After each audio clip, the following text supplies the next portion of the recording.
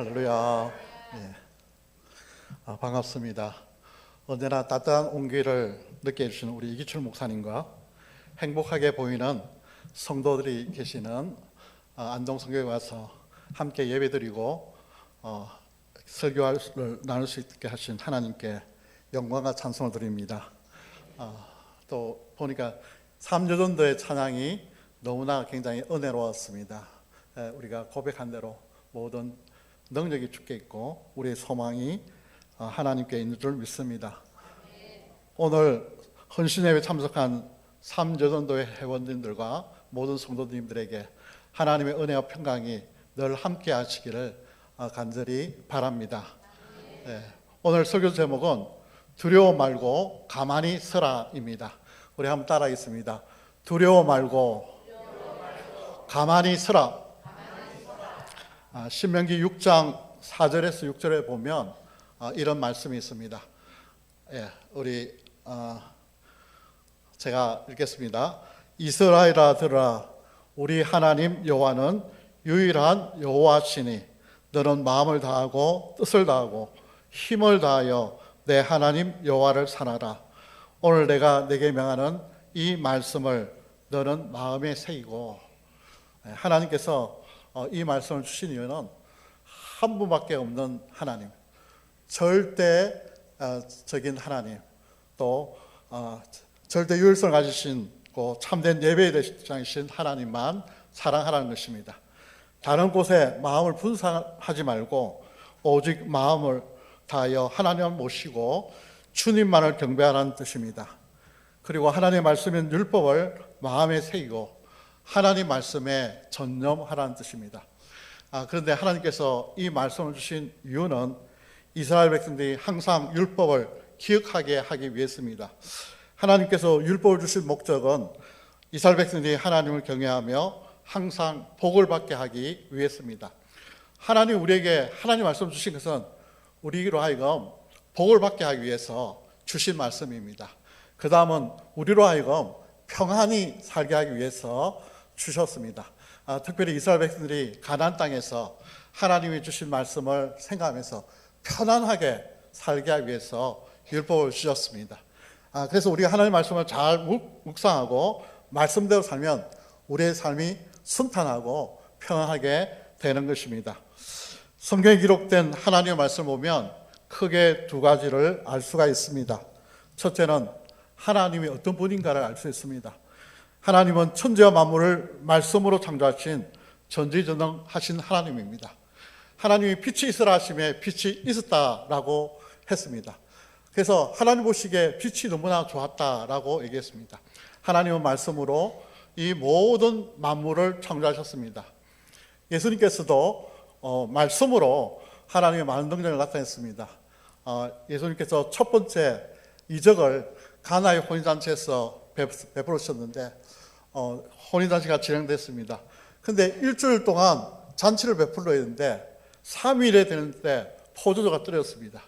그래서 예수님 어머니 마리아 그것을 알고 예수님에게 포도주가 떨어졌다라고 말했습니다. 그러자 예수님께서 하인들에게 항아리에 물을 채우라고 말씀하셨습니다. 여러분, 언제 물이 포도주가 되었겠습니까? 예수님이 말씀하신 후에 종들이 6항아리에 물을 채울 때 포도주로 바뀌었겠습니까? 아닙니다. 예수님이 항아리에 물을 채우라고 말씀하실 때 그때 물이 변하여 포도주가 된 줄 믿습니다. 예수님이 말씀하시니까 물이 변하여 포도가 되었습니다. 예수님이 말씀하시니까 소경되던 바디메오가 눈을 떴습니다. 예수님이 말씀하시니까 폭풍같이 바람치던 그 바다가 잠잠했습니다. 예수님이 말씀하시니 나사로야 나오라고 말씀하시니 죽은 지 나흘 된 나사로가 무덤에서 나왔습니다. 부활의 역사가 일어났습니다. 하나님도 말씀으로 세상을 창조하셨고 예수님도 말씀으로 기적과 이적을 베푸셨습니다. 그래서 하나님이 말씀으로 세상을 창조했다는 사실을 우리가 믿게 되는 것입니다. 또 하나님은 모든 만물의 주인이신 하나님이십니다.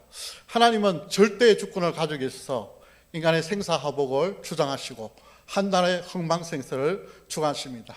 우리 예수님께서 하나님의 주권을 말씀하셨는데, 주인 되시를 말씀하셨는데 참새 한 마리도 하나님이 허락하지 않으면 떨어지지 않는다고 말씀했습니다. 그래서 하나님은 이 모든 만물을 창조하셨을 뿐 아니라 만물을 붙드시고 역사를 운행하신 주권적인 하나님이십니다.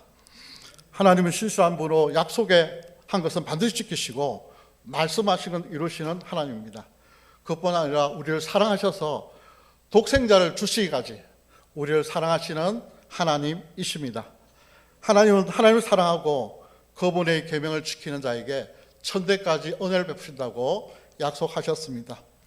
그래서 우리가 하나님을 사랑하고 주의 말씀에 순종하는 성도가 되시길 바랍니다. 우리가 하나님의 말씀을 통해서 알 수 있는 두 번째 것은 하나님의 뜻과 계획을 알 수 있다는 것입니다. 우리가 성경을 보면 하나님이 원하시는 것이 무엇인지 또 하나님이 기뻐하시는 것이 무엇인지를 알 수가 있습니다. 우리는 하나님의 말씀을 읽고 묵상함으로 하나님의 뜻과 계획을 알게 되는 것입니다. 우리 모두가 말씀을 즐거워하고 늘 말씀을 가까이 하여 하나님의 뜻대로 가는 성도가 되시길 바랍니다. 그런데 불행하게도 이스라엘 백성들은 하나님을 까맣게 잊어버렸습니다. 처음에 이스라엘 백성들이 야곱의 자녀들이 함께 흉년이 들어서 애굽으로 내려갔습니다. 그때는 야곱의 아들인 요셉이 초청을 해서 애굽으로 내려갔기 때문에 굉장히 부유하게 살았습니다.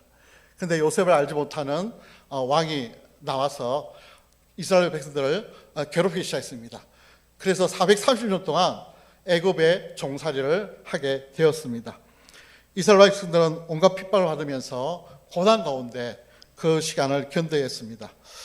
당시 이스라엘 백성들은 20세 이상 된 장정만 해도 60만 명이 되었습니다. 그래서 남녀노소를 다 합치면 200만 명이 넘었을 것입니다. 그런데 이들은 대부분 하나님을 잊어버리는 사람이었습니다. 이 사람들에게 어떻게 하나님을 알게 할 수 있을까요? 인간의 눈으로 볼 때는 100% 불가능합니다. 그러나 전지전능하신 하나님은 그 방법을 알고 계셨습니다. 하나님 먼저 아브라함과 약속을 생각했습니다. 아브라함과 함께 너와 내 후손에게 가나안 땅을 주겠다라고 한 하나님의 약속을 기억하시고 야곱의 후손인 이스라엘 백성들을 하나님께서 가나안 땅으로 인도하시기로 작정하셨습니다. 그래서 모세를 세워서 인도하셨는데 하나님은 북쪽에 빠른 길 10일이면 갈 수 있는 길을 가게 하지 않고 동쪽으로 아주 먼 광야의 길을 가게 하셨습니다. 그 이유는 하나님께서 하나님을 잊어버린 이스라엘 백성에게 하나님이 어떤 분인지를 알게 하기 위해서입니다. 광야는 사람이 살 곳이 못 됩니다.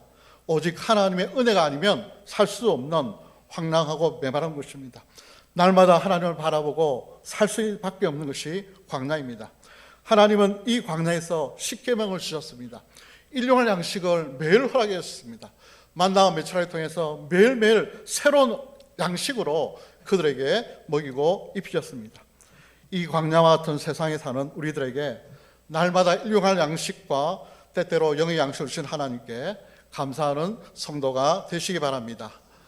그런데 큰 문제가 생겼습니다. 이제 이스라엘 백성들이 앞으로 나가려는데 홍해라는 큰 바다가 가로막혀 있습니다. 뒤돌아보니까 애굽의 군대가 수많은 군사들이고 이스라엘 백성을 죽이기 위해서 쫓아오고 있었습니다. 이스라엘 백성들은 도간에 던지왔던 신세가 되었습니다. 그들은 애굽에서 노예로만 살았기 때문에 무기도 없고 싸워본 적도 없습니다. 그러나 애굽 군대는 강력한 무기를 사용하는 최강의 군대였습니다. 이제 꼼짝없이 죽게 된 이스라엘 백성들은 얼마나 두려워하면 떨었겠습니까? 오늘 성경 말씀 출애굽기 14장 10절을 우리 함께 읽어보겠습니다. 10절입니다.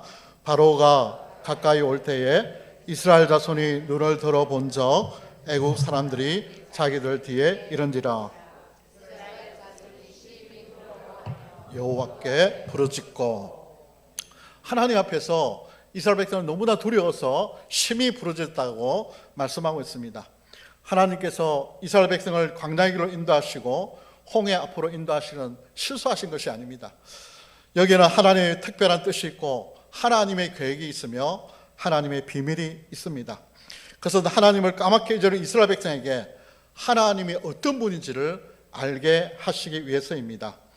또한 하나님의 사랑을 생생하게 체험할 수 있는 기회를 주시기 위함입니다. 이러한 사실을 알지 못하는 이스라엘 백성은 홍해 앞에서 위기를 당했을 때 하나님을 찾기보다는 모세를 원망했습니다. 우리 출애굽기 14장 11절을 읽겠습니다. 시작. 애굽에 매장지가 없어서 당신이 우리를 이끌어내어 이 광야에서 죽게 하느냐? 어찌하여 당신이 우리를 애굽에서 이끌어내어 우리에게 이같이 하느냐?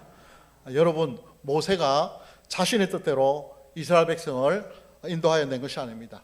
하나님께서 모세를 세우셔서 지도자를 세워서 이스라엘 백성을 인도하신 것입니다. 그들이 하나님의 뜻을 몰랐기 때문에 모세를 원망한 것입니다. 우리도 종종 하나님의 뜻을 모르기 때문에 환경을 원망하고 사람을 원망하게 됩니다. 국가적인 어려움, 경제적인 어려움, 가정의 어려움, 건강의 문제, 자연재해 피해 등 여러 어려운 문제가 생길 때 우리는 어떻게 해야 합니까? 백성들의 원망 소리에 모세는 이렇게 말합니다. 출애굽기 14장 13절 14절 같이 읽겠습니다. 모세가 백성에게 이르되 너희는 두려워하지 말고 가만히 서서 구원을 보라. 너희가 오늘 본 애굽 사람은 영원히 다시 보지 아니하리라. 14절 읽겠습니다. 여호와께서 너희를 위하여 싸우시리니 너희는 가만히 있을지니라. 우리는 가만히 서서 가만히 있을지니라는 말씀에 주목할 필요가 있습니다. 이 말씀은 원망이나 쓸데없는 말을 하지 말고 하나님이 어떻게 역사하시는지 가만히 보라는 것입니다. 또한 입을 꽉 다물고 기도하라고 하는 것입니다. 교회 안에서나 가정에서나 어떤 문제가 생겼을 때 우리는 원망하거나 불평하지 말고 비판하거나 비난하지 말고 묵히 기도해야 합니다. 그리고 하나님께서 어떻게 그 문제를 해결해 나가신지를 보시기 바랍니다. 그래야 할 때 문제가 해결되고 기적을 체험하게 될 것입니다. 그리고 우리는 그 사건을 통해서 하나님을 더욱 깊이 알아가게 될 것입니다. 홍해 앞에서의 위기는 하나님의 놀라운 구원을 체험할 수 있는 기회였습니다. 그렇기 때문에 모세는 너희는 두려워하지 말고 가만히 서서 여호와께서 오늘 너희를 위하여 행하시는 구원을 보라라고 말한 것입니다. 우리가 살고 있는 이 세상은 마치 광야와 같아서 하나님의 은혜가 아니면 도무지 살 수가 없습니다. 그러므로 우리는 날마다 하나님을 바라보고 깨어 기도하며 살아야 합니다. 이스라엘 백성들 앞에 홍해가 가로놓여 있던 것처럼 우리 앞에 넘을 수 없는 큰 문제가 있더라도 우리는 결코 두려워하거나 걱정할 필요가 없습니다. 전능하신 하나님이 우리와 함께 계시기 때문입니다. 하나님이 함께 하시면 막혔던 문들이 열리고 형통의 길이 보이게 될 것입니다. 하나님 모세에게 이스라엘 자손에게 명령하여 앞으로 나아가게 하고 지팡이를 들고 손을 바다 위에 내밀어 그것이 갈라지게 하라. 이스라엘 자손이 바다 가운데서 마른 땅으로 행하리라고 명령했습니다. 모세가 하나님 말씀에 순종해서 지팡이 드니까 하나님께서 큰 동풍을 불게 하셔서 이 물을 물러가게 하셨습니다. 물이 갈라져 마른 땅이 되었습니다. 마치 육지와 같이 되었습니다. 이스라엘 자손이 바다 가운데 육지로 가서 다 건넜습니다. 이를 본 애국 군대가 이스라엘 뒤를 뒤따라오자 하나님은 모세에게 내 손을 바다 위로 내밀어서 다시 흐르게 하라고 말씀하셨습니다. 모세가 그 손을 바다 위로 내미니 바다의 힘이 회복되어서 하나님의 말씀대로 애굽 사람들은 하나도 남지 않게 되어 영원히 다시 보이지 않게 되었습니다. 하나님께서 가만히 있으라. 하나님께서 오늘 너희를 위해 싸우시라고 말씀하실 그때에 참으로 이런 놀라운 기적이 일어난 것입니다. 이스라엘 백성들은 홍해 사건 중에도 하나님께서 마라의 선물을 단물로 바꾸신 사건을 통해서 여호와 라파, 나는 너희를 치유라 하는 여호와라는 말씀을 들었습니다. 이스라엘 백성들은 하나님이 모든 질병을 치료하신 분임을 알았습니다. 하나님은 인간의 모든 질병을 치료하시는 유일한 명의가 되십니다. 하나님 앞에 못 고칠 질병이 없습니다. 내가 애고에서 내리는 질병을 하나도 내리지 않겠다고 약속하신 하나님께서 오늘 여러분의 질병을 치료하시며 질병으로부터 여러분을 보호하실 것입니다. 저희 어머님이 몇 년 전에 췌장에 염증이 생겼습니다. 어머니가 부산에 계시는데 의사 선생님이 얘기하기를 췌장에 염증이 너무 커가지고 이것을 수술해야 된다고 말씀하셨습니다. 서울 현대 아산병원에서 근무하면서 수술한 경험이 있기 때문에 수술을 잘 할 수 있을 거라고 말씀했습니다. 췌장은 여러분이 아는 것처럼 우리 몸속 깊숙이 있습니다. 수술하기도 힘들고 치료하기가 굉장히 어렵습니다. 그때 저는 의사 선생님이 이렇게 얘기했습니다. 선생님, 제가 기독교인인데 좀 기도해보고 결정하겠습니다. 그래서 몇 개월 동안 간절하게 하나님께 기도했습니다. 나중에 보니까 수술할 만큼 큰 췌장의 염증이 다 사라졌습니다. 그래서 췌장이 회복되었습니다. 하나님은 치료하시는 여호와라고 말씀했습니다. 오늘 여러분의 모든 질병도 하나님이 치료하실 줄 믿습니다. 여호와 라파의 하나님께서 오늘도 우리 가운데 함께 하시기를 원합니다. 또 이스라엘 백성들이 러비디라는 곳에서 물이 없어서 굉장히 모세를 원망했습니다. 그들은 여호와를 시험하여 이르기를 여호와께서 우리 가운데 계신가 안 계신가 하였습니다. 이스라엘 백성은 하나님이 여기 계시면 어떻게 물이 없을 수 있냐라고 원망하면서 하나님을 시험했습니다.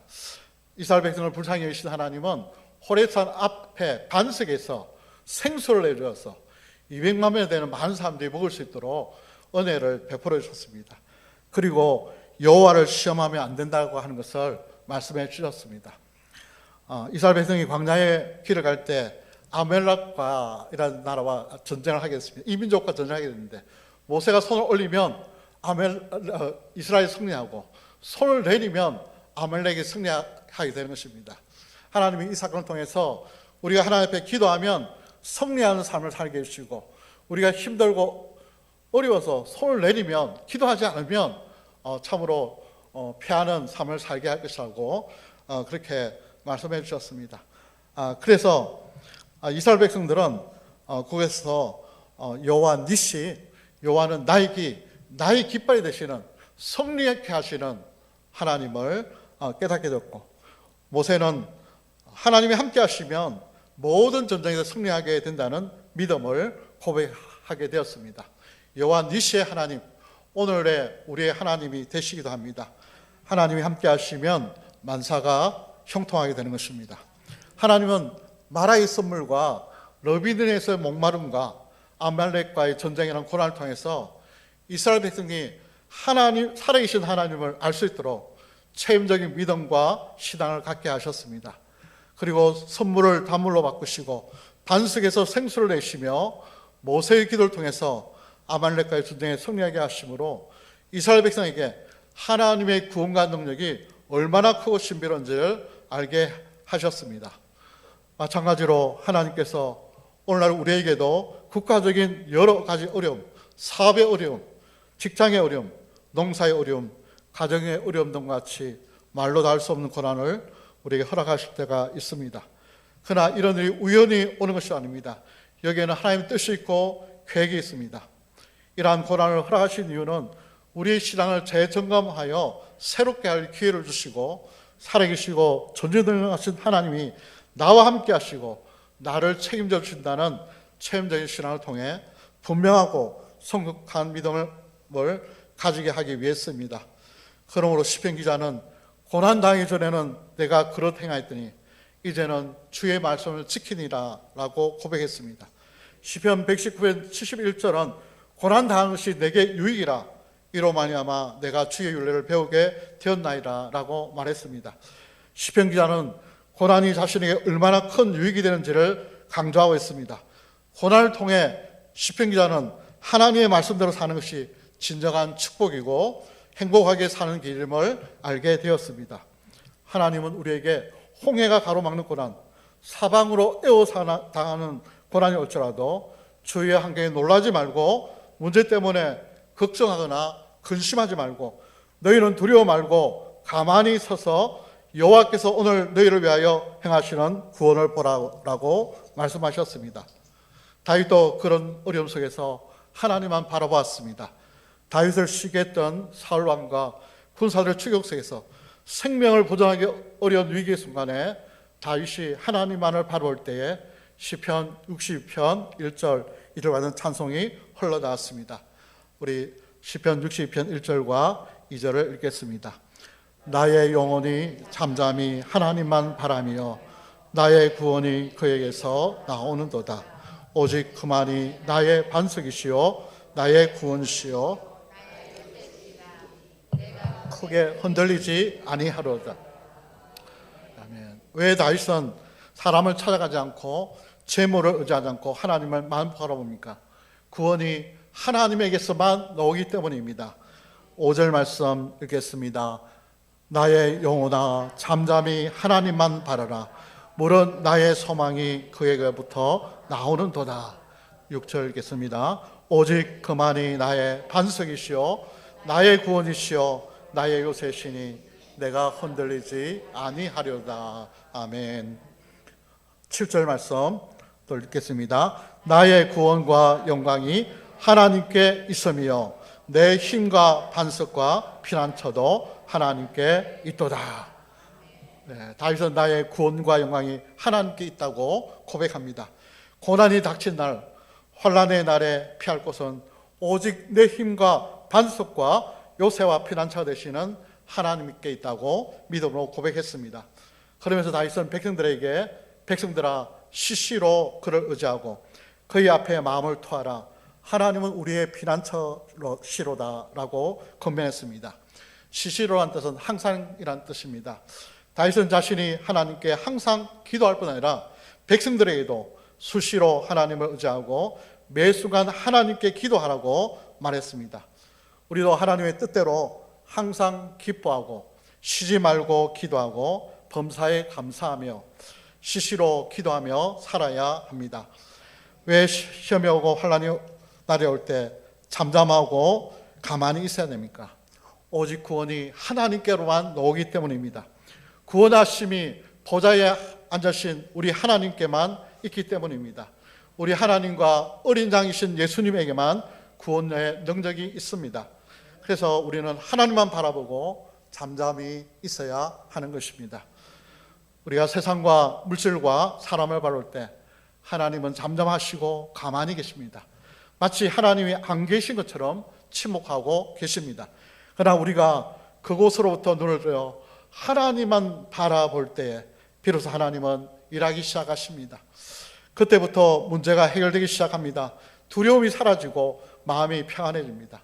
하나님은 우리의 반석과 요새가 되셔서 능력으로 우리를 보호하시기 때문에 우리는 흔들리지 않게 될 것입니다. 하나님은 지금도 살아계시고 전지전능하시며 절대 주권을 가신 신실하신 하나님이십니다. 지금도 우리를 눈독같이 감찰하시고 우리를 보호하시고 우리의 기도를 들어주십니다. 미국 미네소타주는 1874년부터 3년간 최악의 위기에 처했습니다. 극심한 가뭄과 살인적인 메뚜기 떼의 습격으로 남은 농작물이 거의 없었습니다. 또 경제 공황이 와가지고 사람이 생각하기가 너무나 어려운 그런 상황이었습니다. 그런데 1877년 4월 27일 미네소타주 필서버리 주지사는 다음 같은 연설을 했습니다. 우리에게는 아직 희망이 있습니다. 하나님께서 이 시련을 통하여 반드시 행복을 주실 것입니다. 고통의 날은 오늘 오히려 감사 기도를 드리는 날로 정하고 우리 다 같이 기도합시다.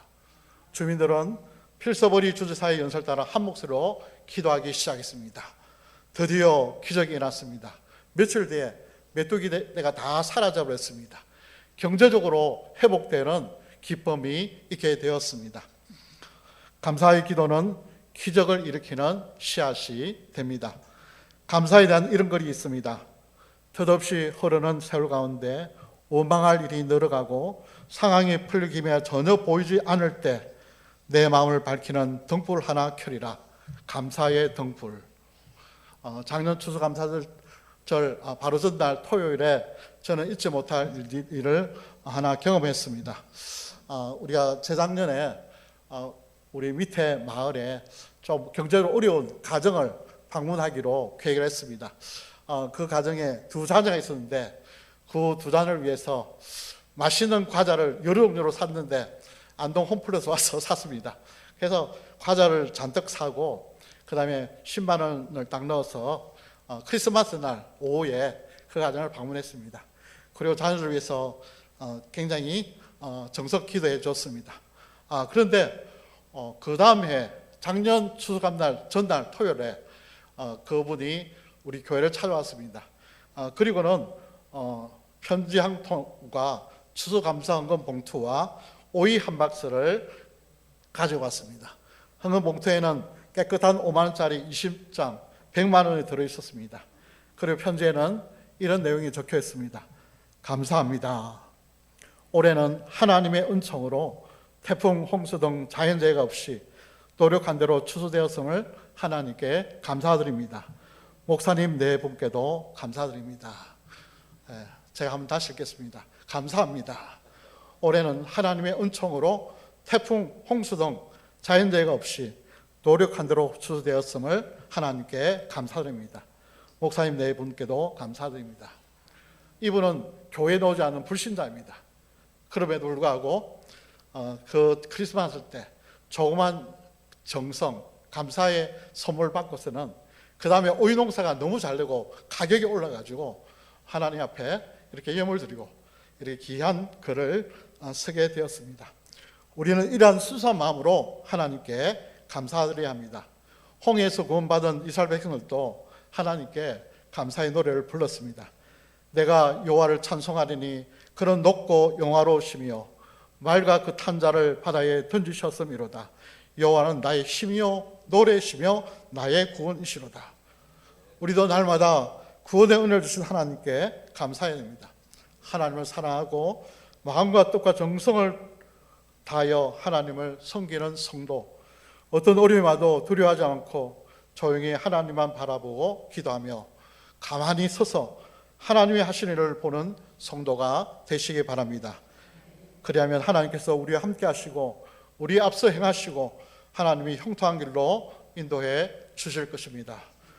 너희는 가만히 있을지라는 말씀에 순종하여 하나님만 의지하는 우리 모두에게 하나님의 은혜와 평강이 늘 함께 하시기를 예수님의 이름으로 축원합니다. 아멘. 기도하겠습니다. 하나님 감사합니다.